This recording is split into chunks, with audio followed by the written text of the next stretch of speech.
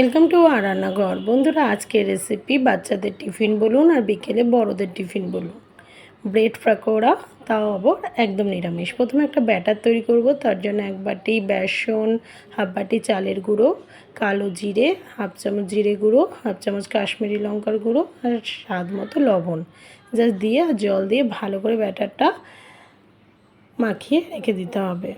এরপর কয়েকটা আলু আমি প্রেশার কুকারে সিটি নিয়েছি, সেদ্ধ করে নিয়েছি। এবার কড়াইয়ে সর্ষের তেল গরম করে 1 চামচ গোটা জিরে আর সেদ্ধ করা আলুগুলো হাতে করে ম্যাশ করে নিয়েছি, সেই আলু দিয়ে দিলাম। আলুর একটু ভাজা ভাজা হলে স্বাদ মতো লবণ, হাফ চামচ একটু শুকনো লঙ্কার গুঁড়ো, হাফ চামচ জিরে গুঁড়ো জাস্ট দিয়ে ভালো করে আলুটা ভেজে নিয়েছি।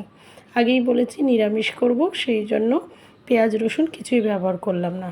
এবার স্বাদটা আরও একটু দ্বিগুণ বাড়িয়ে দেওয়ার জন্য বেশ কিছুটা ধনেপাতা আমি কুচি কুচি করে কেটে মাখিয়ে নিয়েছি। 2টো করে ব্রেড নিয়েছি, একটা ব্রেডে টমেটো কেচাপ দিয়েছি, আঠার কাজ করবে।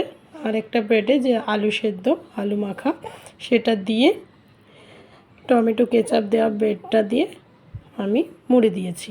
এরপর ছোট ছোট টুকরো করে একদম 4 ভাগ করেছি। আপনারা চাইলে 6 ভাগ করতে পারেন বা 2 টুকরোও করতে পারেন বা আড়াআড়ি কেটে নিতে পারেন, যার যেমন ইচ্ছে। আমি 4 কোনা করে কেটে নিয়ে এবার বেসনের ব্যাটারে ডুবিয়ে এবার সাদা তেল গরম করে ভেজে নিয়েছি। প্রথমে তেলটা একটু গরমটা হাই করে রাখবেন, তারপর দেওয়ার সময় ফ্লেমটা আস্তে করে দেবেন।